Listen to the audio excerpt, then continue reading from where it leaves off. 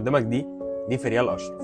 فريال اشرف هي اول مصريه تاخد الذهب في الاولمبياد، في نفس الوقت كانت الاولى على الدفعه. انا احكي لك قصه فريال سريعه.